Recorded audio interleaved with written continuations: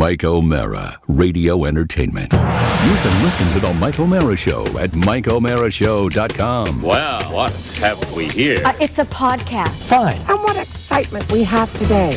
It's The Mike O'Mara Show with Mike O'Mara and Rob Spiewak. And now, here's Rob. Hi, folks.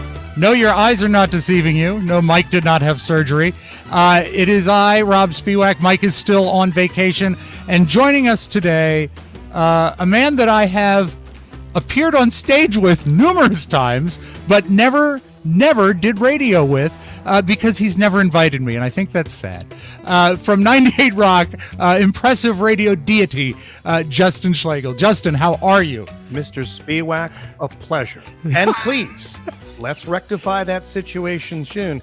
Daddy's got a couple of people he's looking to off professionally. Sure. Put them on the beach.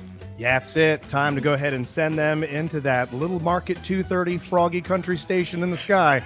And I've got some knockoff theater narcotics I can stuff in their lockers at work to see to it that they get escorted out of the building sooner rather than later. We had a froggy station that was an oldie station in Richmond when I was in college. And I remember the weather lady was Lily Pad and the morning guy, and I'm not kidding, Webb Foot. God, I love radio. Have any of you ever listened to the country station as you make your way across the Bay Bridge towards the Eastern Shore? I believe it's WCHK, the chicken, clucking up your mornings. Oh, no. Really? It's spot on. It's all chicken puns. They're going to tenderly take care of you in the mornings, but they're going to deep fat fry you at night with a side of 40 minutes of the best country hits you can ask for. Here we are. It's Rooster in the Coop in the morning. And Shoot me. I did run into a station some years ago that was 98.7 The Monkey. Hey, funny fact, and one that makes me want to tear this wig off and put my fist through the That's drywall. a wig. That's a wig? My God, I've revealed how the sausage is made. What have I gone and done? Do you know that I was once released from 98 Rock Baltimore, WYYY? I was let go from the station back in 2011. You know what? You're going to hate hearing this because you're a young guy, but you're a heritage jock. They should keep you. I'm a heritage jock. You are a heritage jock working for a station owned by the Hearst Corporation. It must be so exciting for you to watch Citizen Kane. It's amazing. That they're making fun of William Randolph Hearst, the man who actually he was the original morning man.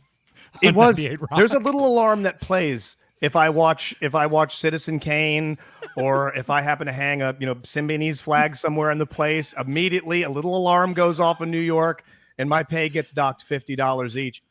I worked at 98 from 2000 part-time from 2008 or 9 up until 2011 when I broadcasted from out west. And out west, they say.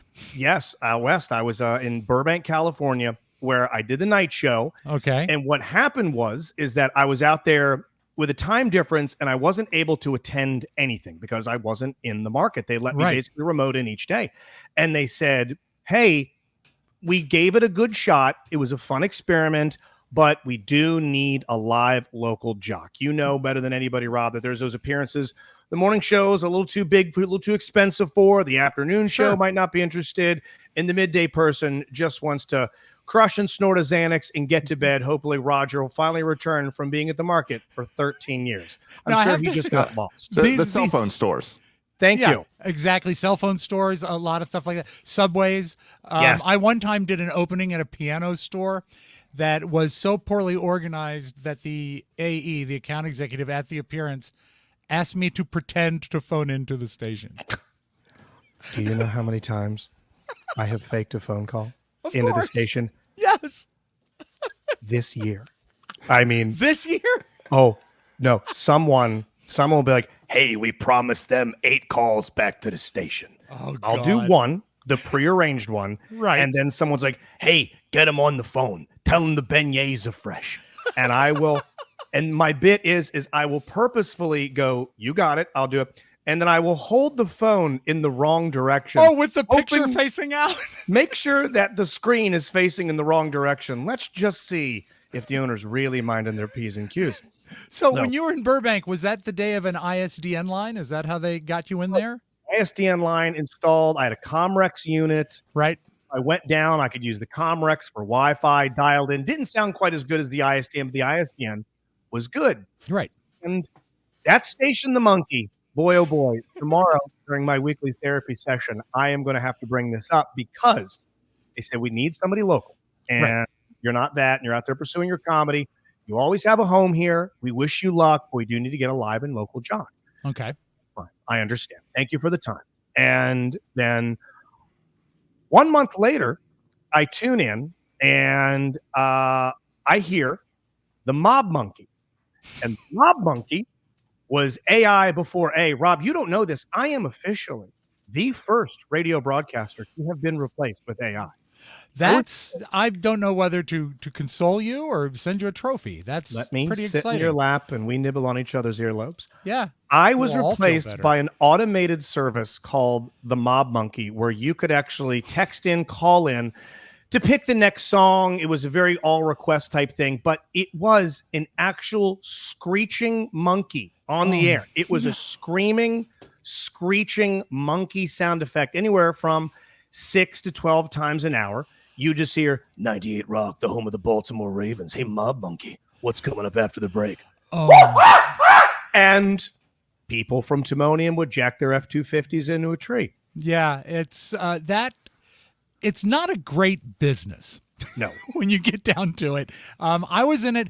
Carrie likes to pride me on the fact that I've always just missed things. Like getting into to FM Talk in 1993, just as it was diminishing. Feels like you I sometimes listened to have it the growing big kids up. table and there's no food left. Yes, precisely. It's been discussed this week that I have hired the intern that fired me. He eventually became the manager of the station. I hired an intern that guested this week that is now running all podcasts for the New York Times. Okay. And so, I got an eye for talent, but yet I stay stagnant. I'm just here. So it's you it's and I a are crazy cut from that business. cloth. You and I are the guy that knows the guy. You and I are the person that helps facilitate the person. We're forever Jaws. We're never Blofeld. Yeah, we are very well liked because we've evinced so many people. We You know only what? hate ourselves. Professionally, and sometimes, dare I say, sexually, I've been referred to as amicable. Thank you. I'd say that. I appreciate you saying that. One quick last story about that Mob Monkey. My old producer for the They're night not show. still using it, are they? Oh, no. Luckily, that was a prior administration. The new administration, great, all live local talent. Great. My old producer was the guy that had to run the Mob Monkey, and his friend Justin got let go. Well, they got no one that called and no one that texted, so they had to farm phone calls through a voice service. And what he would do is a little slight measure of revenge. Yes. Was any mispronunciation for a local Baltimore city, he would put on the air. Oh, And great. if you've ever listened, Rob, again, you know better than anybody, maybe Mike aside, that a good, true, genuine radio caller is a mush-mouthed, three-lipped, just your tongue is bouncing around the inside of their mouth like a pinball and has trouble communicating. Yep. But a voice talent doesn't know that. So they would hire somebody to pretend to be a caller. They would sound like Orson Welles in their prime. And then they would mispronounce something like, hey, Mob Monkey, how you doing? It's Roger and Glenn Bernay. Is there any chance I could hear some Iron Maiden? That'd hit the spot. Hey, Mob Monkey, just getting off work at the factory in Timonium. Is there any way Lincoln Park can be on deck? I'd appreciate it. Mob Monkey, it's your buddy Roger checking in.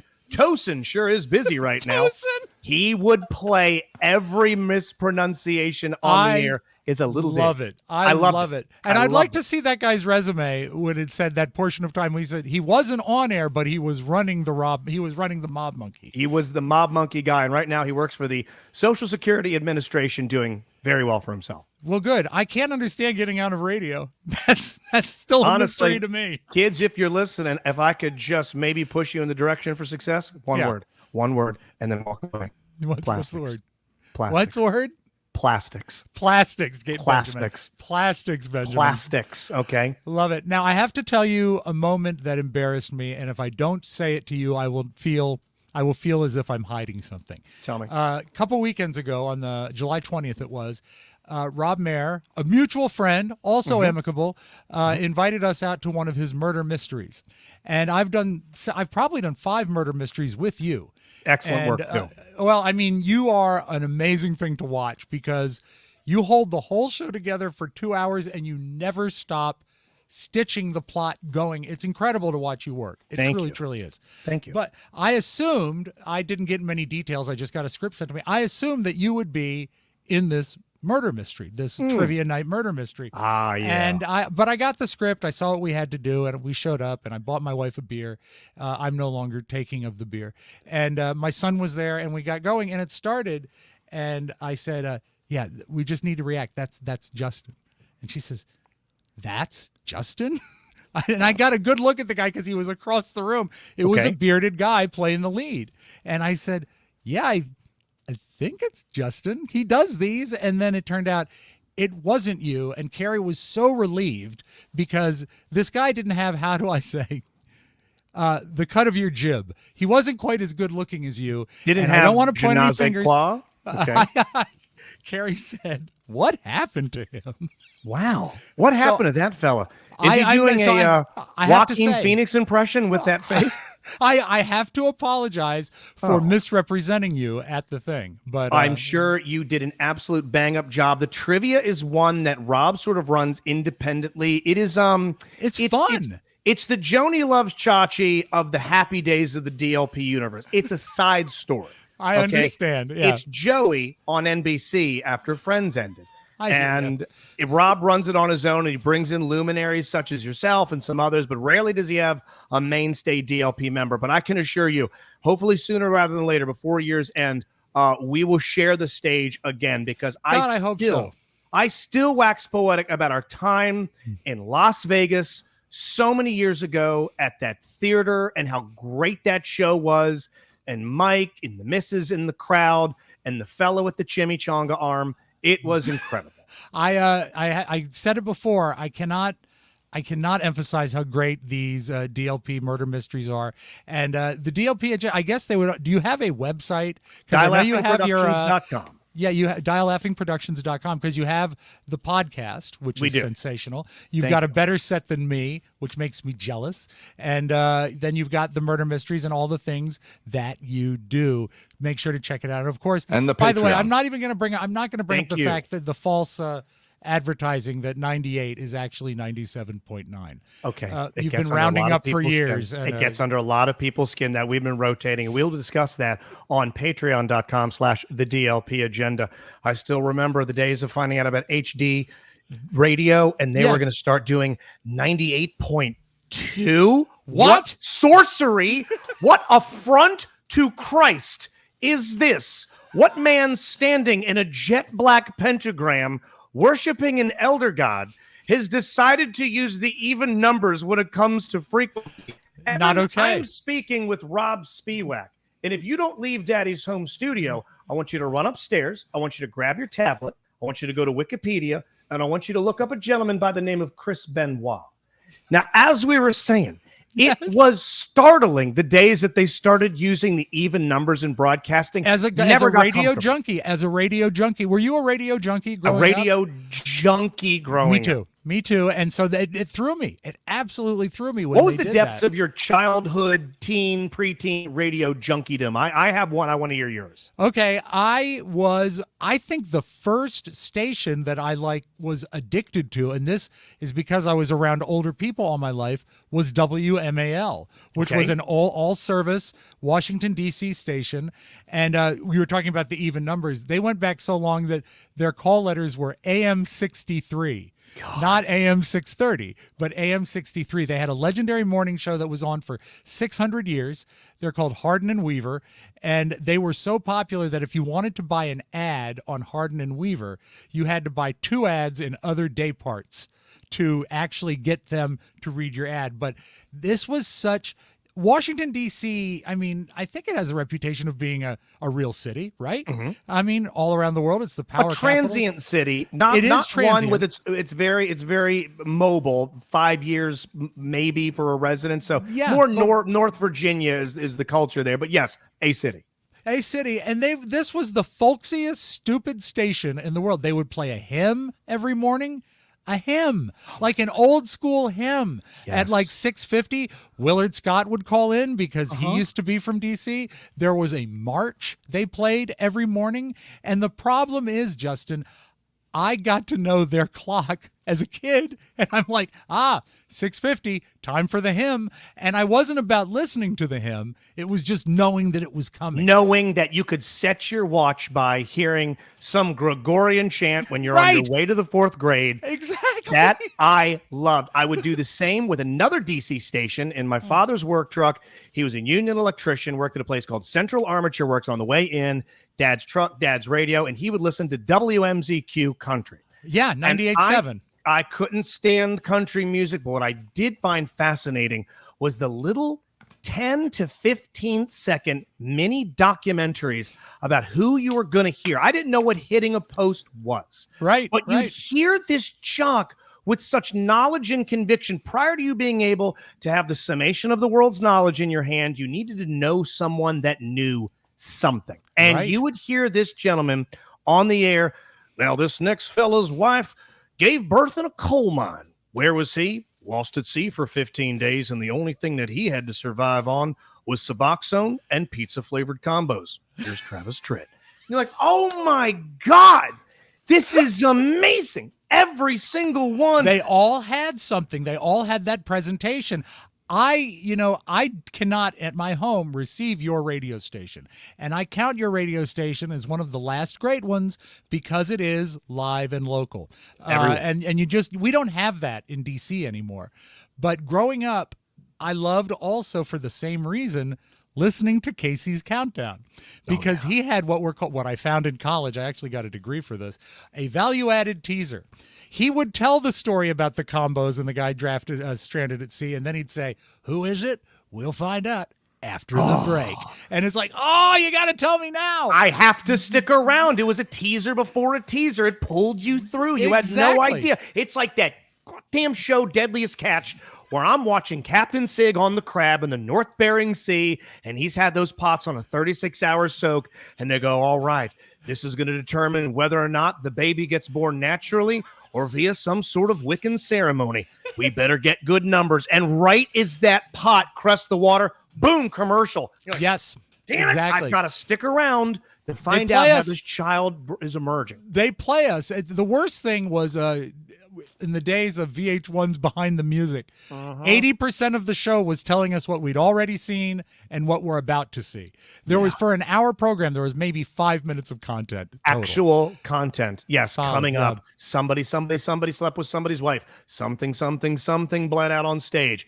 Oh, I love that. Here's the level of dorkdom that I got into. Now, I know nothing about the technologies behind antenna capability, conduction, but I do know that Did you fake your meter readings? Yes, I used to hand make my own diary and mail it in. I used to cut up a composition notebook and mail it in. And they used to get this notebook from this cute special needs child who just loved Don and Mike, the Grease Man, and WMZQ. He was, as they'd put, afflicted. I had a Sanyo stereo boombox system that was my sound system in my bedroom. Sure. And occasionally I would have to bend the antenna around a little bit to try and find the signal, and it wasn't strong enough. So in some way, I theorized if I got a piece of copper wire, and my dad had spools of copper wire that he stole from the job site. Right. And he would sell that copper wire, and we would eat like kings. Okay. Have you ever had a steak-um purchased with stolen precious metals? They taste better. So I would like an early form of crypto, isn't it? That's exactly what it was. It was Ethereum before Ethereum. It was just Terrence Schlegel stealing piles of aluminum from a job site that didn't belong to him. And you get yourself some steakums and some blockchain tater tots. It's amazing, okay, what we could do with some stolen titanium from some soon to be torn down house of worship. And I would stick this copper cable into the socket where the antenna would be, and I'd run it out the window. Sure. And I wound it around my metal chain link fence to try and create a remote tower to be able to pick up other stations.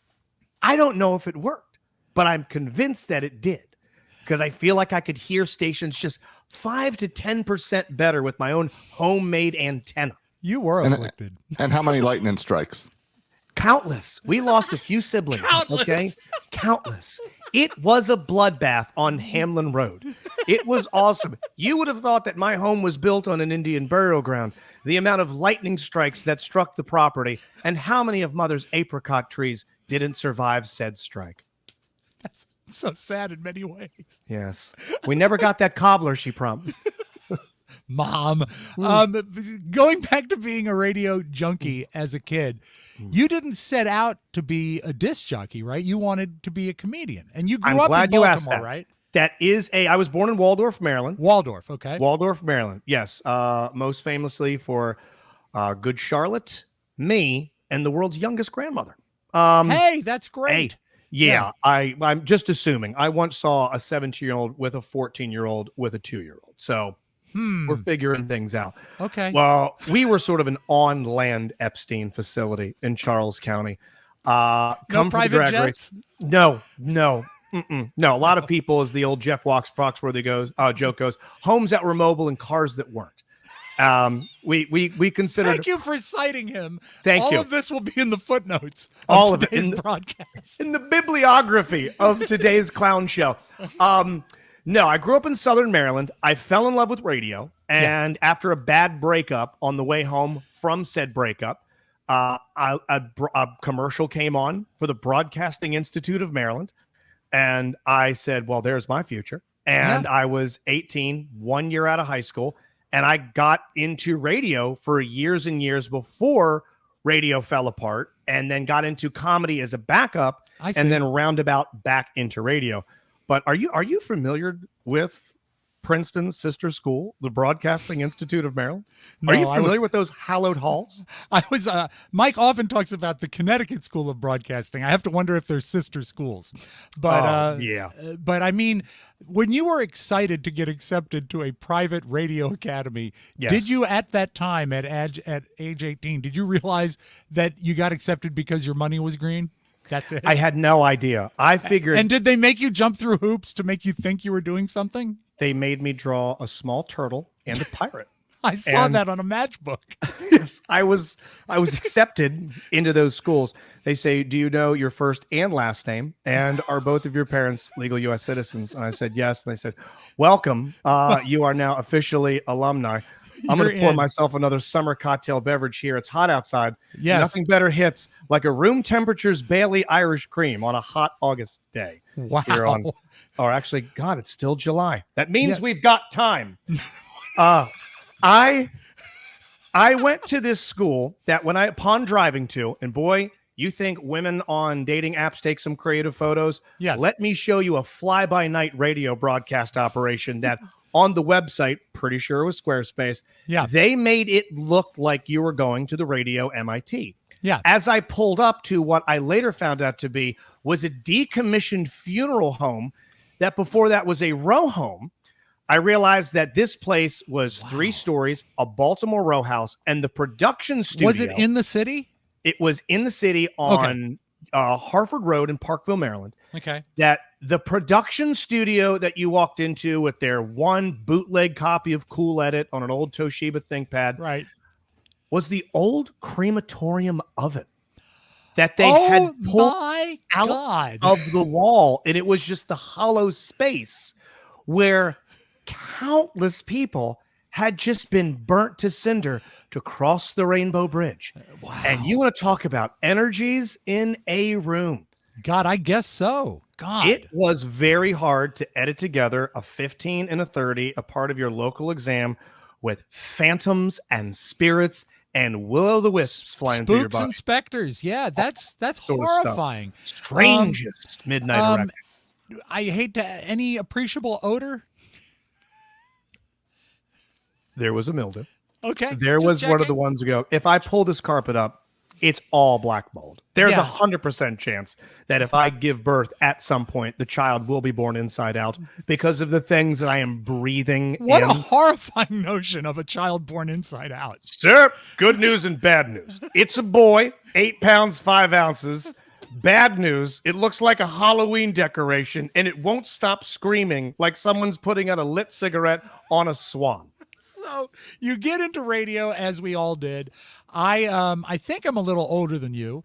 And so when I was actually getting my degree at VCU, we were still cutting tape with razors. We didn't, Cool Edit wasn't a thing yet. That was Adobe one wasn't of our yet. first introductions to editing. Yeah, we had a grease pencil, reel to reel. We had the block that you had to lay the tape in. Sure. I never needed to do that professionally, but I did learn that skill. But we were the first generation to really start getting deep into the digital editing. You would have had to use that skill if you worked for the CBS Corporation, Nay Westinghouse. Yeah, we were so late on the digital bandwagon, but we had beautiful. I'll get really behind the curtain here for a second. Beautiful Studer decks. We had 8 of them in the station that had scissors in the play block. So when you marked it, you could cut it within the play block without having to use a razor. It was pretty amazing. So you got into radio, and then you went west to focus on comedy. Did you find any time on the radio that helped you with stand-up? Yes, quite a In what bit. way? Just learning to orate. That's it. Learning to be comfortable speaking to no one. Because in radio, you're either in there with the producer, you're either there solo, and you don't know who is listening. And it could be tens, hundreds, thousands, hundreds of thousands in Mike's case, millions even. I used to have an old PD put up a photo of himself hanging from, the microphone with a photo of him with the word you, Y-O-U on it to keep me from saying, hey, you guys, hey, everyone, hey, everybody out there. Radio usually is a singular listening experience. So, very hey, intimate. you. I want you to call. I want you to listen. I want you want to talk tell to me. one person. And I really thought, and Mike and I concur on this, there was no medium as intimate as radio until podcasting. There Because wasn't, and even then, they feel they know you. They feel they can reach out. But radio, really, you can strike up a one-on-one. I think a lot of the psychos out there like radio as a format because of that. Oh, if we had a demographic that can be broken down not by age, but by neurodivergency, we are top of the pops, baby. Yeah. I can't tell you how many times at a live event, a man has walked up to me with a soaking wet JanSport and handed me a handful of documents I had to read. It wasn't an option. You got to. I had to read. Yeah. Okay. You want to talk about good neurodivergence? For years, as you know, I co-worked with G. Gordon Liddy, noted nutball, wingnut, and he would always greet his listeners. Now, there were times when he got along with the Don and Mike show, and there were times when he did not. And so when they were not getting along, we actually had him broadcast until 2, and the Don and Mike show would come on at 3, and then there was like best of between the 2 shows so that they wouldn't have to be in the studio for a crossover. Got it. Okay. That 2:00 hour was when Mr. Liddy's his bugs would come out of the woodwork and come visit him in the studio. And they'd just show up in the lobby and they'd be there. And, it was a standard radio station lobby with a desk and 4 chairs. And one time I'm coming to go into the studio and there's a guy sitting in the studio, not the studio, the waiting room with a Luger, a handgun, because he wants like a real German World War II Luger, because he wants to show it to Mr. Liddy because Mr. Liddy likes guns. Oh my God. And so you want to talk about crackpots? Yeah, we got him. So yeah, that man had a particular. Okay, 2 things about Mr. Liddy. Yes. A, the closest I ever came to laughing a tooth out of my mouth, chuckling to the point where I dislodged a molar, was a one Mr. O'Mara's Regis Philbin impression when he checked in. To this day, one of the funniest moments in FM broadcasting history, where Mike O'Mara had G. Gordon Liddy on the hook. Rage! I'll never forget the giddiness. It was so sad. Because I can tell you exactly how it went down. It was Liddy's, I think it was his 125th birthday. He was broadcasting as he lay in state. I think it was his 70th birthday, and his producer, who was a great guy, John Pop, was having trouble laying hands on celebrity greeters for him for his birthday, which is a tough gig for any producer to do. So he said, Mike, call in as Regis Philbin and Gordon will think it's funny, and then you can wish him happy birthday. And we were at that time broadcasting at WNEW, and I remember going into the production room with Mike and it going down, and it was sad because Liddy bought in so hard. Mike had no out. He had no way to get out of it. And it was really, really a striking moment. And it was Liddy. He was a piece of work. He once taught me how to cut my toenails. Oh God, I hate even knowing that that's a skill that somebody needed to teach. Not that well, you it was a million. He said, I learned this in the Army. Here, take this, and he handed you a Dremel tool and a Oh God, like you were there, like you were there. Second moment, and this is a podcast that is it's sponsored by Pixar, and I know that there's children that listen to it, so we're going to dance around some of the topicality. Okay, but we were all young men at one point or another. We were all discovering ourselves. Okay. And we all got to know ourselves in one way or another. And my father happened to encounter me doing what I like to call at the time a little boy science. Sure. And as he looked at me and looked down at what I was looking at, I might have been looking at the 1999 Miss June stacked and packed calendar as she was mounting a Camaro and 2 M4 carbines. Oh, no. As I was really learning who I was. Did you pay the money or did Dad pay the money for that horrible calendar? My dad was a big Liddy guy, and there might have been in the garage next to that Camaro that one day he'll finish building many a stacked and packed calendar. Yeah, that one day I took it off the wall and did the devil's business and was 1,000% caught. I would love to know which of the featured performers you chose, because I know a couple of them to this day. I believe her name was Grumph. Perhaps I could arrange an introduction. Oh, I would hope to meet her at the center that she lives at these days. And maybe if she's been good and hasn't bit anybody in over a week, they'll let her out of her enclosure. So you do your stand-up, and what brings you back to Baltimore? I'm curious. When I'm out there, it's probably from 2010 to 2012. And I was not out there very long. And I'll be completely honest with you. I didn't do well out there. There was 1,000 me. There was 1,000 me, and I made the mistake of not moving to New York. This excites me. Yes, I did not do great.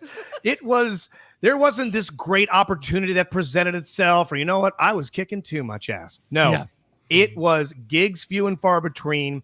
It was a real love of hydrocodone, and really not having a lot of auditions go my way. I was spinning my wheels. Open mic? Did you have the sitcom dream? Is that what you wanted out there? Yeah, I actually wrote a couple of treatments for some stuff, and none of them ever got picked up. Remember Discovery was really big in the chopper business for a while? Sure. There was Orange County Choppers, American Chopper, West Coast Chopper. My big moonshot attempt was a treatment that I put out for Discovery Plus called American Gamer. And it was going to be in as far as the workplace conflict drama with an end result product to be able to show, like a chopper, like a hot rod, was the video game industry. And a lot of American video game studios were at war with each other. I had some friends that were graphic designers at video game studios, some that were programmers. There was a lot of good conflict in there. I talked to a couple. I had a studio that's no longer around on the hook to do a possible show. I just got their agreement. Nothing was shot. Nothing was agreed to. No monies, no anything. And that was the one that I shopped around, and nothing ever became of it. No anything scripted sitcom wise, nothing movie wise, but a lot of steered reality, things like that, and hoping to get a late night set, and it didn't happen. And what was the closest you got in your eyes? The closest I got was a pilot that I shot for a show on Animal Planet called Money Cat, where it was going to be a cat meme-based game show where we were going to show you half of a viral video or a portion of a meme or give you some zany cat fact, and a bunch of women that might have recently been up by a vice presidential hopeful were going to try and answer correctly for lifetime subscriptions to Cat Fancy, cases of Whisker Lickens, a huge carpet tower. Yes. And we shot one of them, And let me check my notes here real quick. Hold on. I think I have what they said. They said hold on. Dead eyes. I don't see that. I was told I have dead eyes. Wow. By the people that produced it. They ended up shooting another one and tried to bring it to series and never took off. Did Money Cat ever get a chance to work with the Mob Monkey? Oh my God. If I could somehow avenge those team together. That's what you want to do. In the That's Monkeyverse. what I want. The ghost of Harambe and the Angry Orange also join up for this superhero union no one ever asked for. But I was told at the end of it, hey, they like the humor, they like the energy. I played with the staff for a while. I played with the audience. Dead, lifeless eyes. Wow. Which sticks with the brother. It Being does. told you've got dead eyes. Wow. Do you think the contestants, that was their feedback? Did you scare the women on the show? Or the cats? I need to learn to blink more. I need to learn to blink a lot Yeah, it's amazing. more. I've noticed a lot of people are listening and not viewing. You haven't blinked since we hit record. My eyes are on fire. I know you must get some Visine. So when you come back to Baltimore and you hit the radio, you're still continuing to stand up. I've seen you do your stand up. You are excellent. Thank you. Do you feel that you have more of this might be overthinking it, but do you have like an East Coast comedic sensibility? Is it different coast to coast? Yeah, it is different coast to coast. It's different, red states, blue states, flyover, north, south. There's different modalities of comedy anywhere you go. I think one of the greatest working comics right now is Chad Daniels, who's got a new special, Empty Nester, on Netflix. Watch him when you get a second. 25-year veteran, has never moved out of Minneapolis, Minnesota. He never moved to LA, Chicago. Right now, Austin's the big scene. Yeah. None of the major hubs. He has this weird nowhere yet everywhere Minnesotan sensibility, but he's performed everywhere. He's crossover universally funny. Me, I was a little bit more East Coast. I have some more slightly Southern leanings. Sure. Don't let the perfect oration fool you. A relative taught me to kiss. Please. The first time I got to third base, it was at a family reunion. That's terrific. You can take it down a notch. That's right. Yeah. You know what is interesting is I am very much a calm, a simple, go with the flow. Dare I say the term beta gets thrown around a little bit by my dad as he throws beer bottles at me. But yet out west, I was considered to be like this aggressive ball busting type that like it's not a New York comic is that. Yeah. A West Coast comic is almost so laid back to a fault in some cases that someone like me who out here, I'm a zilch, on the scale of masculinity, on the scale of aggression. No one's watching. Oh, here comes Justin. Get out of the way. I have a very limited experience working with stand-ups. I did one episode of Crashing with Pete Holmes. Oh, wow. And he is, that was a name I just dropped, by the way. Folks. He was a fixture out there. It was Kumail Nanjiani, Kyle Kinane, who's actually a Chicago guy, but LA embraced, and Pete Holmes was another big one. I actually got lunch with Pete Holmes once while I was out there just asking for not even comedy advice, like how to get shows around here. Advice. Is so amazingly nice. Incredibly really kind to man. a fault. Yeah. I had never done a TV shoot before on film, and so he was really helpful with all that. But his comedy is so low key that I think it also almost puts him off to some people. And that's how I see a classic right now, West Coast comic. Very low key. Are you paying attention to the Cat Williams dubbed Joe Rogan 6?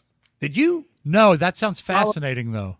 So famously, he goes on Cat Williams, comedy legend, The Pimp Chronicles, Volume 1 and 2. Yeah. He goes on, I think it's Shannon Sharp's podcast. I think he's got a video podcast where he goes and just lays it out there saying, this person's corrupt, this person's creepy, this person doesn't get the credit they deserve. He called Diddy before anybody called Diddy. I mean, Cat Williams went there. He's like, I've got nothing left to prove. But he began to talk about Rogan and the comics that Joe Rogan has deemed to be the next level up. And some people say Bert Kreischer, Tom Segura, some people like Tony Hinchcliffe. Mm-hmm. And he spoke of it in almost a negative connotation as Joe Rogan sort of made these people be famous. They shouldn't be. frankly, the people that have been on that show that he's given chances to, I like Bert Kreischer. I like Tom Segura, Tony Hinchcliffe with the Kill Tony podcast. Mm-hmm. Excellent. Brandon Schaub was the swing and a miss. But it seems to be that Rogan has created a new comedy scene in Austin, where Austin, Texas is now the destination for new comics. People are leaving LA, they're leaving New York, and they're heading to Austin. That's wild. That's very strange, but I understand it. And it is showing the power that he has. And I have to wonder also, when you talk about a swing and a miss, how many of Rogan's listeners are taking Rogan's word that these people are funny without actually laughing at them? A lot of people worship at the altar of Rogan, and some fanatically, some with a little bit more of an analytical ear. Sure. And I think the ones that deserve to make it and to be stadium arena funny are there. Okay, as I pointed out, the Two Bears, One Cave guys, Bert and Tom. As like I said, Tony Hinchcliffe is incredible. The other guys, I'm trying to think of who else might be in that six. Ari Shaffir is another one who's great. God, there's a few out there. Again, they escape me. Shane Gillis is now one of the biggest comedians in the world. He's from around here. He's actually from Pennsylvania, but he was Magoobies, which is a comedy club in Baltimore's 2016 Comedian of the Year. So there's now this weird third thriving, and I mean thriving scene in southern center of the country that isn't LA. It isn't New York. Is that good for the industry? It is. Okay. It is. It gives you more options and more places to leave, because it's not like LA and New York comedy are going anywhere. Those places are established. They're set. They will forever be. New York, obviously, market 1, LA 2, Chicago 3. But Chicago's always had more of an improv sketch. Second City, Groundlings, a lot of good SNL alumni came out of Chicago. But there is a brand new scene. I say brand new. It's, 10, 15 years. And still developing, I'm sure. It's still developing. And he is particularly, I'm not sure how on the radar is Tony Hinchcliffe with you. I've heard of him, and I'm sure I've seen clips of him, but I couldn't cite any jokes or anything. Did you see the Tom Brady roast on Netflix? Yes, yeah. He was the young, thin man that walked on stage that made fun of Bert Kreischer. You look like the Liver King and the Tiger King, ate Burger King, and got beat by Rodney King. He just buzzsawed the crowd. Awesome. Well, he has a live comedy podcast / roast / almost advice dais that's selling out Madison Square Garden night after night. They're filling the Kia Forum, and his home base is Austin, Texas. And if you get on what used to be, you'll know this, is when people used to get on, maybe back in the day, Johnny Carson or maybe a young Leno or Letterman. Carson would change a career in one night. They would change a career. If you get on Kill Tony now and you do well, he's being called the Kingmaker. If you get on and you become a regular and you get brought back to sit down on the table, the next thing you know, look up a guy named Casey Rocket. Very strange emo Phillips in 2024 style comedian. Okay. Yeah. Who went from living in his car behind a Walmart for 6 months, and now he's selling out improvs in small theaters across the country 2 or 3 years into stand-up because of what Tony's done by way of Rogan and Austin. Yeah, and also I think social media has a lot to do with it. A lot, because of the share. Now, God, you're fascinating. I could go on and on with this, but I do have a question for you. As a stand-up, taking the DJ part out of it, as we all try to do, you are a stand-up. Money aside, would you like to do gigs in huge arenas like that, or is it daunting, or is it counter to how you present yourself? I do better in front of a larger crowd because I don't have clinical anxiety. I'm an anxious man, though. Sure. And when I can see individual faces, small crowds, small pockets of people where you need to be, it's the majority of where you will be. They're uneasy to me. To take it all the way back to a prior question of yours, how did radio help with stand-up? Yeah. It helped in and of the fact that I have to try and be funny to either one person or nobody. Where there's certain open mics and showcases you'll go to where it might just be the staff and other comics. Right. As to where recently I was able to do the Bert Kreischer Fully Loaded Comedy Tour at a sold-out Merriweather.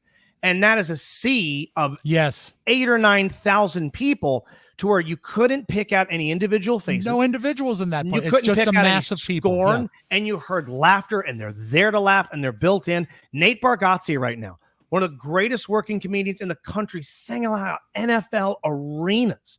And it's amazing. I mean, we really are in a golden age. I do find a larger crowd.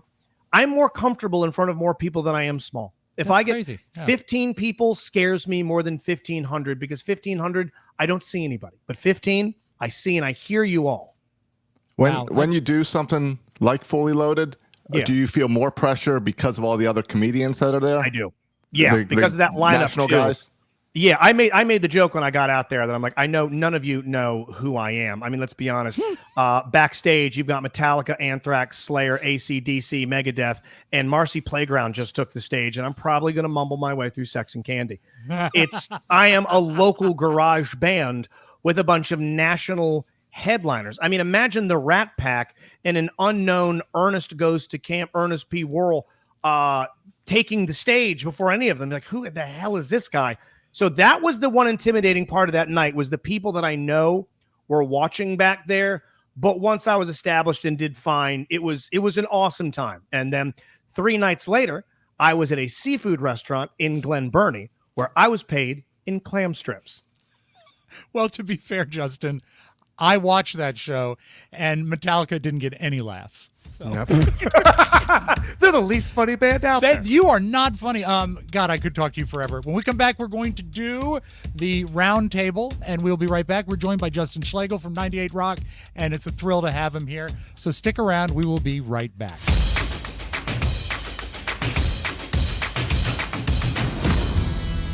Legacy Box. You have so many memories, Justin. So many that you're trying to remember, so many that you're trying to forget. But you want to have the option. Do you even know where your box of old home movies is? He doesn't, because he's forgotten about them. I'm going to help him here, because that box is going to get hot, it's going to get damp, it's going to get as moldy as your radio school.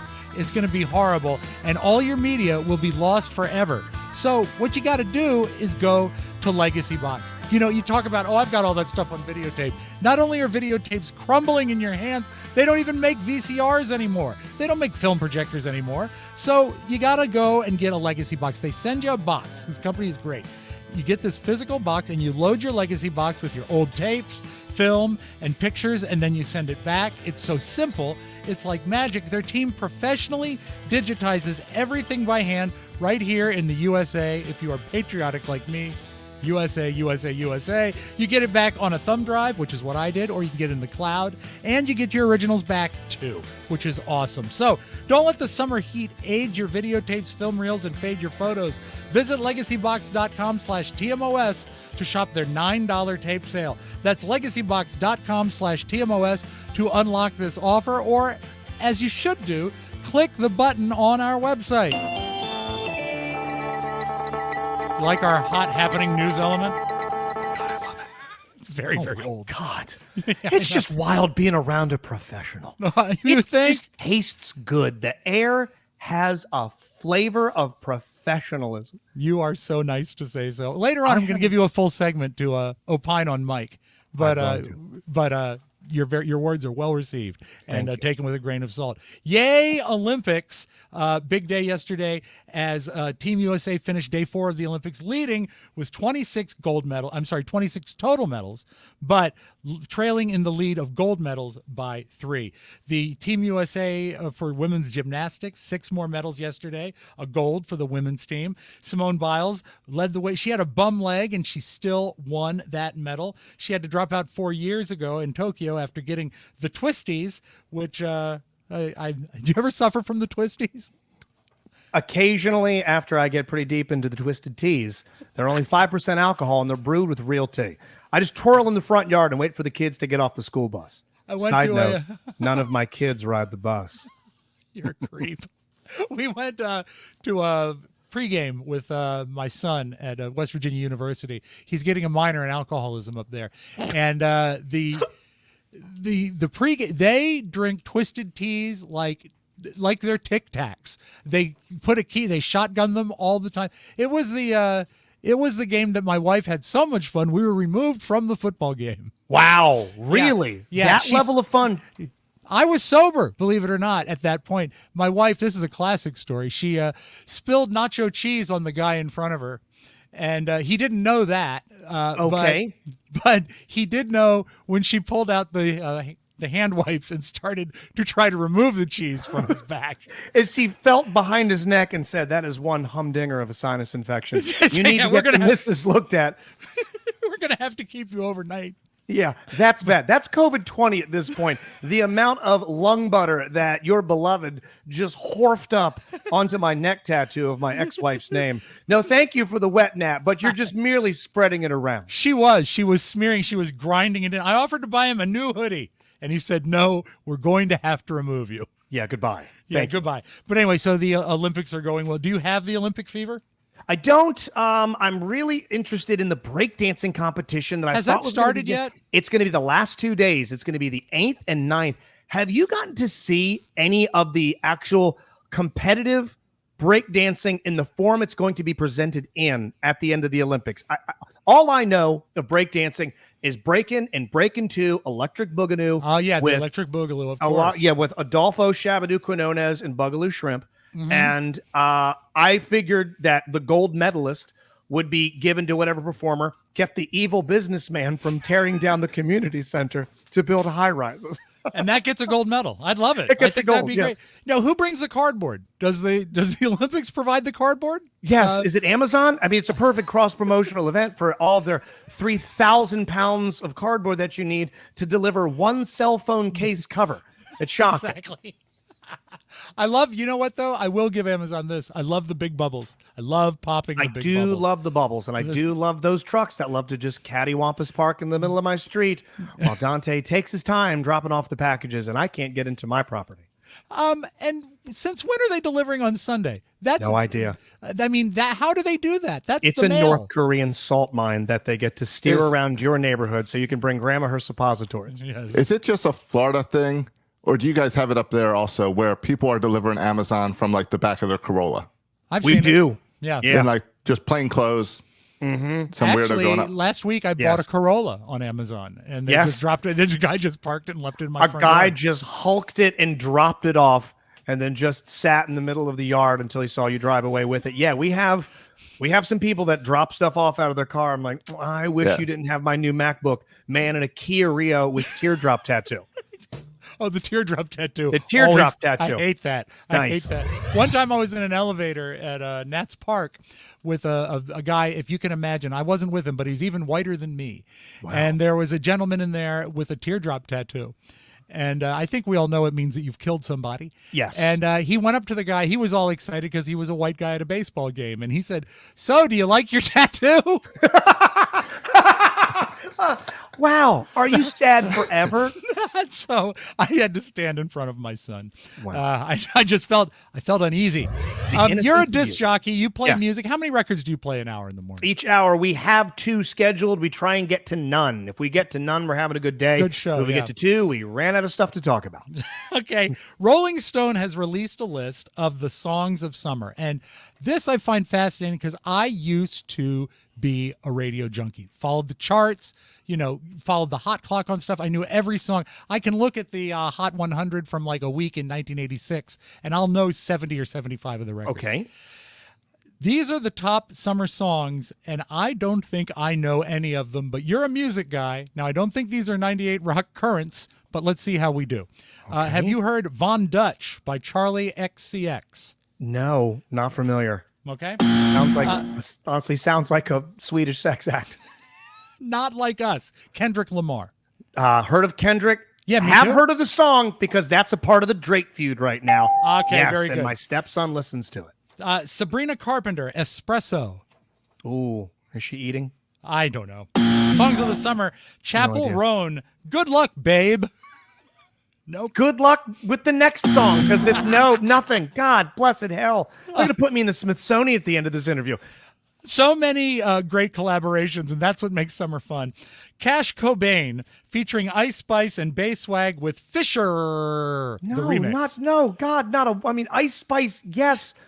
But Fisher Price, maybe? No. It's a smaller Fisher song, is the song, seconds? and it's Fisher. It's I have Fisher no with 3 idea. R's. I mean, the last song I listened to was Paul Anka's Lonely Boy, followed up by the Coasters' Yakety Sax and Domenico Madungo, Nel Blu di Pinto di Blu. record of the year. Thank you. 1950. Okay.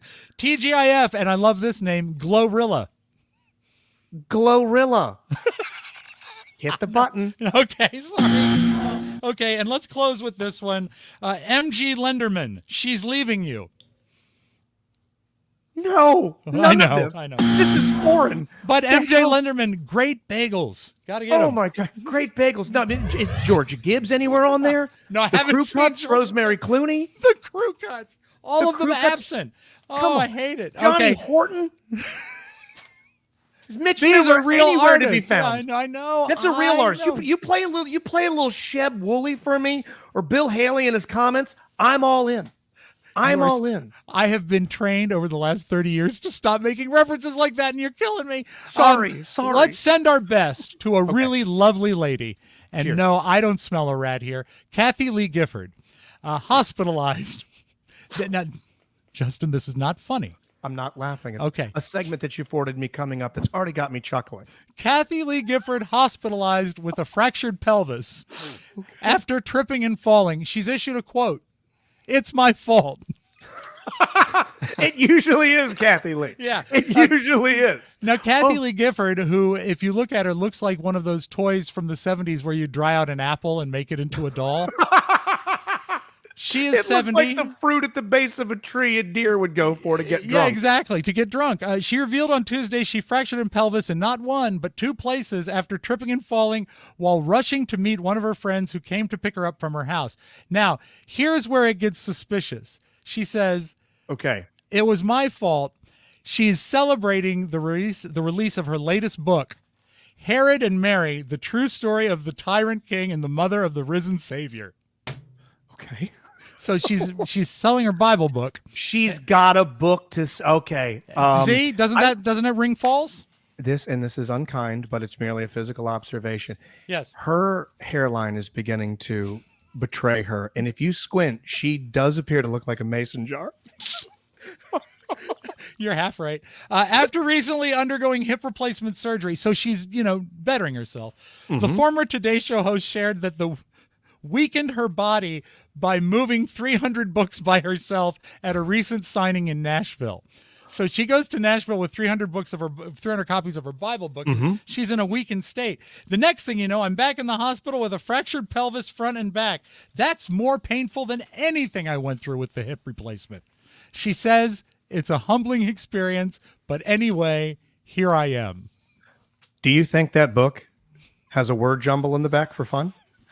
Is there any chance there's some sort of fun activity at the back of the book? Yes, for people to play around with. It's do you remember they used to have these books that came with a little magic marker that would reveal the answer when it was invisible until you did that. Well, on her book, in the back, if you use the magic marker, he rises from the grave. It's wonderful. Or to choose your own adventure book. Turn to page 87 if she sticks with Paul Johnson or moves on to Frank in 1986. Choose your own adventure. Yes. If you piss off Regis, go to page 32. Yes, exactly. If you trip and shatter your hip to promote your books, page 1. That's the only choice. Let's close with some animal news. Did you know, were you cognizant of the fact that Komodo dragons have iron-coated teeth? No. That's wild, isn't it? Terrifying. And hey, you know what? I didn't know we were going to talk about mob monkey. Chimps use human-like gestures to communicate. I did not know this. I did not know. What Dogs types of gestures? Is it specific? Well, I know it's Does it like get that. specific? Oh, one of those ones there. It's a my one-finger father gesture, beckons yeah. me on Yeah. the other side of the cranberry bog. Swim And across to me, boy. And America rushes to do a screen cap. Dogs can smell how stressed we are, and female frogs eat the males after mating with them. So that's what's going on with frogs. But perhaps the most important thing is this dinosaur discovery. In dinosaur news, T-Rexes, the Tyrannosaurus Rex, may have been about 70% bigger than we thought, because we've only found about a few dozen of them, and all of them could be young T-Rexes. So the actual T-Rex might be 70% bigger than we anticipate. Your thoughts? Good God. I mean, horrifying to begin with. I think we all saw the documentary from Steven Spielberg. Intimidating to begin with. Yeah, there's lots of those documentaries. So many documentaries. I mean, Chris Pratt lent his talents to one of those documentaries. Yeah. Mm-hmm. Yes, Newman. Bryce Dallas Howard, even though, color me a Clint guy. when you think I like Rance, the father. I've never even heard of the long forgotten Howard brother. Yeah, just horrifying. And I did love when when they got into they were scraping the bottom of the ice cream carton for content in Jurassic Universe. They were inventing new ones. Yeah. They were like, give a Stegosaurus Triceratops horns and pterodactyl wings and make it permanently erect. It's always erect. And he has no doctor to call. He's got nobody. Open the park. In follow-up news, after they described the finding the Tyrannosauruses that were actually 70% bigger than they thought, they've moved their studies on to James Corden. So we'll actually get an actual size on him coming up in the near future. So we're going to take a break. The human moon bounce. He was so disastrously disappointing. I'm glad he's gone. Thank God he's gone. Here. You know what he could do? He could visit Kathy Lee in the hospital. I'll raise a teacup of Bailey's Irish Cream to that. Here. Mike's Irish Cream sold exclusively at MikeO'MaraShow.com. We need to take a Mike's hard look in the mirror at each other. Okay, please. Mike's hard lemonade with cream. Mike's turgid root beer. Why, this tastes like dear old dad. The time is now. We'll be serving turgid root beer when we return to Las Vegas for our grand reunion weekend, Saturday, November 9th. Come be a part of the live poolside taping of your favorite podcast on the elegant rooftop citrus deck of the Downtown Grand Hotel. Now, I've got a script here, but I have to ask you, Mr. Schlegel, when you were with us in Las Vegas, how great is it that we're all together in one place? It was a group of like-minded, intellectual, beautiful, cultured individuals, and honestly, it was one of the best times I think I have had over the past decade. I still wax romantically about it with the DLP guys. It's one of the ones that I think that if you get some time, set it aside. Vegas is great. It's the perfect amount of time with the perfect people to spend it with. The Mike O'Mara Show family. No friends, family. Family, I love it. You are dead on. And not a condom to be found. That's right. We hand out Plan B the minute you get off the plane. We just Dennis the Menace slingshot a pill into your mouth. Is it hydrocodone? Is it an antibiotic? Who knows? But we're going to alter you chemically here on the Mike O'Mara Show. Remember, take notes so you can remember what happened. I got amoxicillin. You're a winner. Big winner. Grab your tickets to the event and also your hotel reservations. You can get them discounted at MikeO'MaraShow.com. There's no better way to reunite with your TMOS family and no better place to do it. Join us as we take over the Downtown Grand Hotel the weekend of November 9th. We cannot wait to see you. And thank you for that endorsement. We did have fun when we were out there. That was one of our stage appearances. It was I got amazing. to sing. One of ours, you sang, my God, I closed my eyes and I said, is that Celine Dion? And they said, yes, somebody's listening to that on the Bluetooth speaker in the other room. And then you took to the stage and countless werewolves across the country said, our God has arrived per the prophecy's prediction. That's true. She may sing better than me, but I came out with a better health report. Yes, you did. So you know what? Take your choice. Okay, so you're a Baltimore guy. You are a heritage Baltimore jock. Yes. Your show is great. It is live. It is local. You're one of the only DJs I know that doesn't actually do 6 shows. You don't voice track anything, do you? God, no. No. The offer has never been made, ever. Seriously, Nor will I it be. thought they would have at least offered that. No voice tracking or anything. And luckily, the Hearst Corporation is very, very interesting because we have a lot of periodicals. We got online, multimedia. We're mostly television with 2 radio stations, WBAL 1090 AM and 97.9 Rock. That's it. 97.9 Rock. 997. Can we get a jingle? Can we get a jingle that says that? 979 Rock. How about 97,900 kilocycles of music? Hey guys, it's 97.9 megawatts of Iron Maiden, Metallica, Iron Maiden, and if you behave, a little Red Hot Chili Peppers right in between them gap teeth of yours, Mr. Strayhand, or 979 FM, 98 Rock. I listen every day. But in Baltimore, I was shocked to find this out, that a new study says that Maryland's town of Baltimore has the most chivalrous men in America. Really now? We're talking throw Columbo's coat on the puddle while a woman makes her way across the street. Open doors for them. Dude, I'm going to see to it, dude, that if my girl needs to go to the methadone clinic, she ain't driving herself because she don't even know how to pilot a moped. Okay. I was down at Inner Harbor, dude, and I helped a lady with her bags and a bushel of crabs. I remember there was this one girl who was screaming something like, I've been shot, they got my baby. I've been shot, I got my baby. So I took her to Chap's Spit Beef, and we had ourselves some real nice lunch. She kept crying, please take me to the hospital. I said, wait till you try the tiger sauce. Now, listen. People talk about chivalry, and it comes natural to me. I took my girl over to Pollock Johnny's, and I wouldn't eat my sausage until she got her sausage. And you know what? That is what being chivalrous is all about. Dude, it's like I'm with Don Mom, dude. It's like I'm with Don John DeMarchio. It's like I'm with Don John Tony DeMarchio. It's just so nice to see you, dude. Like ripped from like one of them old books where dudes would like immediately try and tear off them off-white undies. They'd actually like figure out what your middle name was first. God, dude, you smooth, brother. You smooth. You know through silk, dude. You know who was really chivalrous was Cal. Dude, don't even get me started on the Iron Man.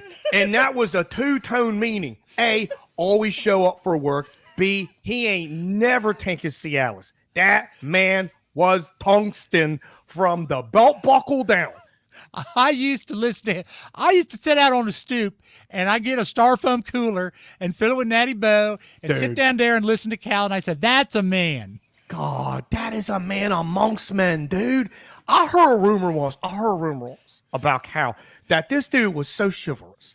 His wife, she didn't like the yogurt, but she liked the fruit on the bottom. Yes. So he would just scrape off all the white goop and set aside the fruit in this little jar, and she'd just sit there and eat that in front of Skateland, waiting for bingo night to start. You know who invented that? That's actually an old Baltimore move. Artie Donovan did that. Artie Donovan, dude!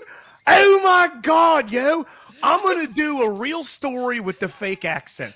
I worked at a restaurant called Padonia Station, where Artie Donovan had full run of the place. And what he'd do is he would walk into the kitchen and with his bare fingertips would reach into the diced chicken pieces that went on the Caesar salad and would just eat them. And no one would say nothing because manners, yo.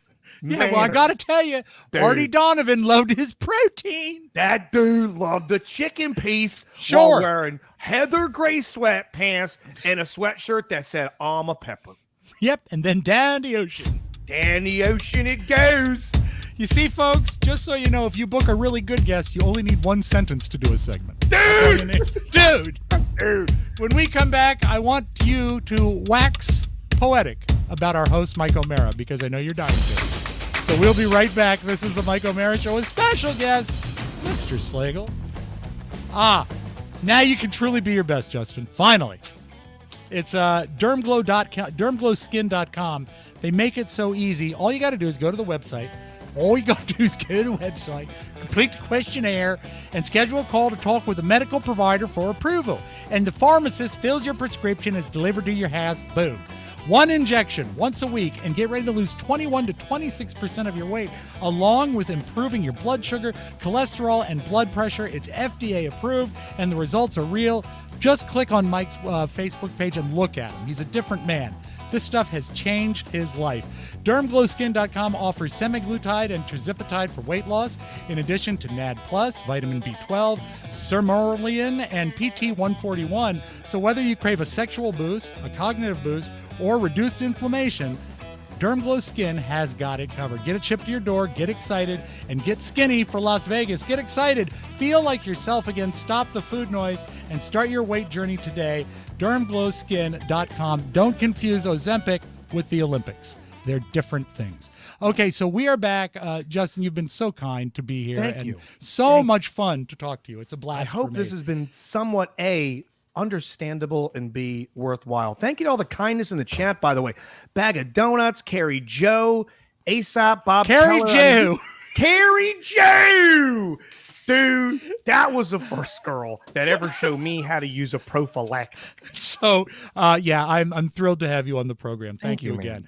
But I know that the guy and I've seen your quote in multiple printed pieces, the real deal, papers of record, that Mike was one of your influences to do what you do.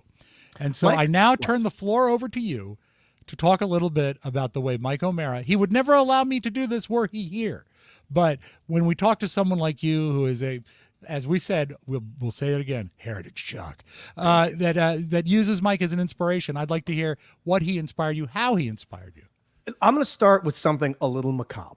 Good. It's a little morbid, and it's not meant to sound that way. So I hope if the gentleman hears this, he doesn't take it as that. Oh, he won't listen. I have a feeling that his true greatness and his brilliance in his contributions will, unfortunately, like so many other great artists, only be truly recognized and savored when he's gone. And that might be either he's finished broadcasting, finished podcasting, or he heads off to that reel-to-reel machine in the sky. Yes. Okay? X's for eyes. A hex on your family, okay? Oh, no. Place coins over the dead call girl's face. That's my calling card. They call me the change master. Not just your living status, but yes, I can break that $5 bill. He is brilliant in such a way that his ability to take literally any topic and add a character voice to it. I was a big fan of audiobooks growing up. We would take long car rides with parents, and they would put on an audiobook, and a good audiobook, and good dramatic broadcast radio, as in Gunsmoke, Johnny Dollar, The Shadow. Oh, the classic radio drama. Series. Yeah, you can still grab them on you can grab them on the XM Sirius if you like. But you can, but they don't make those anymore. I don't know why that went away. I've actually asked, and I've stopped asking because I've kind of annoyed management. I would like to do a comic strip style 30-minute program every weekend on 98 Rock with a continuing, never-ending through line, like some sort of Apartment 3B and the Sunday papers. Brenda Starr, Mark Trail. Yes. And she's Camelot, whatever the hell those things were. Knights of the Round. Knights of the God, what was that one? Oh, Prince. It was think of it. Prince Chivalrous something. I know what you're talking. Prince Valor. Prince Valiant. Prince Valiant. They would never end. There'd be never end to them. I love those. Thank Prince you. Prime Valiant. time. And Mike was the last of that to me. I loved radio dramas. I listened to them on records at my grandparents' house. I listened to audiobooks as I would be in the car with my mom and my father. But listening to him color in a story from you or either Don or a newsman, hearing him add in all the missing pieces to a story by adding a voice, by adding inflection, by taking the actual plot of a news story and being able to take it that one extra chunk forward was utterly brilliant. Plus, what a great laugh. He has a laugh that makes you want to laugh. When you get a good laugher, you're a great laugher. Josh Spiegel is a great laugher. You get a good laugh, it makes you want to. Yeah, and you're right. He was always a guy that, yes, I mean, I get it. Don could be the edgier of the two. He could be sometimes occasionally the straight man as the situation called for it, but he would wear his heart on his sleeve, and both of you guys would, both of those two guys would, and you would, as you really established yourself as the true third of the Mike O'Mara and Don Geronimo, Don and Mike dynasty. But you would occasionally get little bits of deep emotion from Mike, especially if he was dealing with his family. Yeah. Maybe something had happened to Don's family. And it was so rare that when you did get it, it was driveway listening. And by that, I mean, for those that aren't familiar with driveway listening, it means if you're really sticking the landing on a bit, comedic, interesting, fascinating, you are in the driveway. You should be heading into work. You should be getting in to get those cold groceries in the fridge, but you can't miss it. You can't. You're stuck in place. And Mike O'Mara had more moments of driveway listening to me than any other broadcaster I've ever listened to, ever, by a country mile. That's great. That is so nice of you. And it's fun to work with him. I'll tell you what, it's a dream come true for me. And everything you say is but let me thank you. And I'm going to thank you from before the Mike O'Mara show. No, I got to thank you. because I feel like his greatest days were you as a facilitator to his sense of humor. Someone that can volley it up so someone else could spike it down. Every Maverick needs a goose. And some people don't always want to play. And the term second fiddle has a negative annotation. But did you know that when I was fired from CBS, my job was listed on the firing papers as sidekick? Sidekick. Okay. It's true a little story. Demeaning, a little discounting, but yeah, not the best day to find out they thought of me as a sidekick, but that's for true. I had no idea you were the garnish to his steak. Cool. You were the free bread before the rack of ribs. That was Help Mike yourself.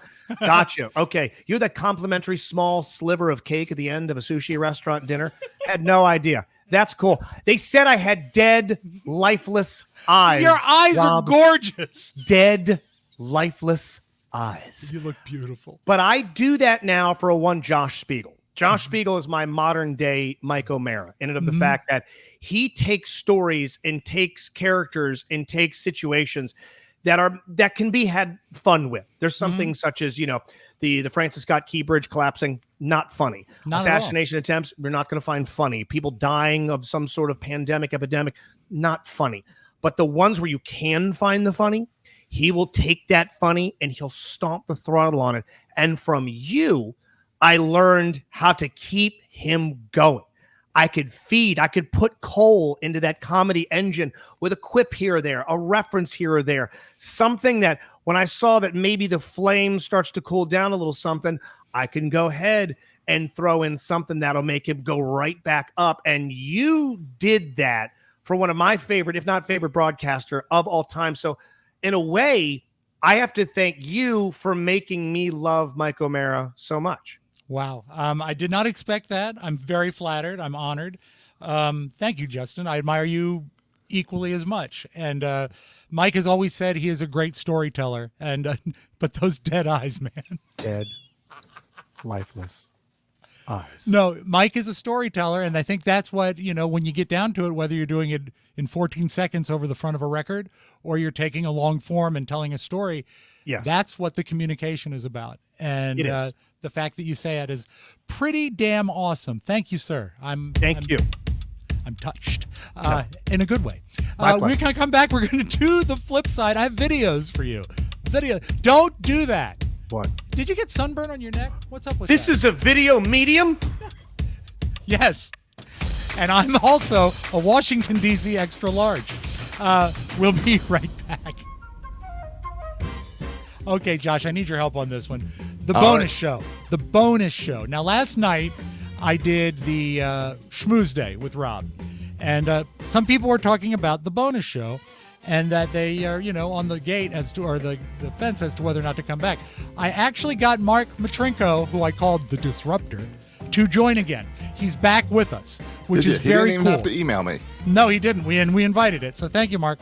But the new setup of the bonus show, I have two takeaways. We do a bonus show every week regardless. You will always get your content. And also now people pay for it monthly, so it's easier to sort of, dole out your money. So it's a great thing. Am I missing anything? These people need to be on the bonus show. No, I think there was a lot of fear about the bonus show when things changed in April. Yeah. And a lot of questions. And I think if you go back and look, you've got a lot of bonus show to catch up on. All of this year's up on the website. And for that $7 a month, you get access to it all. So if you just sign up for this month, you can go listen for however many episodes there's been this year. Listen to them all. And if you're not happy, you can cancel. Yeah, it's not much. But we also have a $20 option, which sounds like a big jump. But that gets you commercial free Monday through Thursday. Now, that is very cool. That is very cool, where you can listen to the entire, like this annoying prattle that we're doing right now, wouldn't even be on your broadcast because we cut out all the commercials for you. Stop messing with your silken robe. Please, Justin. Fork tender. That read was fork tender. Please do. Go to MikeO'MaraShow.com. If they click bonus show, they'll see their options, right? Yes, correct. And there's a big red button that says click here to purchase the bonus show. You can't miss it. Also, you got to know it is truly the best way to support this show. So if you enjoy the nonsense we provide, you want to be a part of it, it's a very easy way to do it. Oh, yes, and buy a T-shirt. Both great things. Do them both, and you will be happy. Hello. Upside down.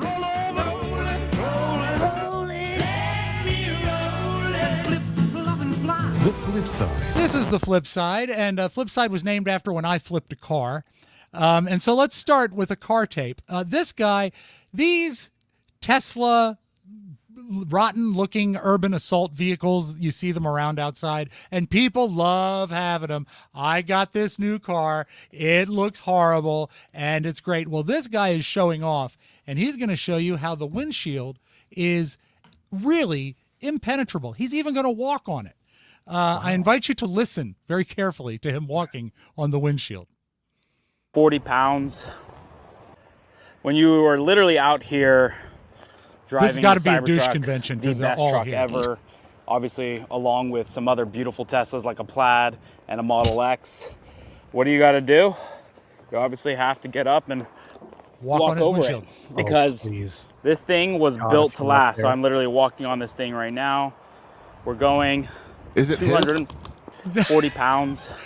It is his, and listen once again for the actual crack when he's walking on the windshield. We're going 240 pounds.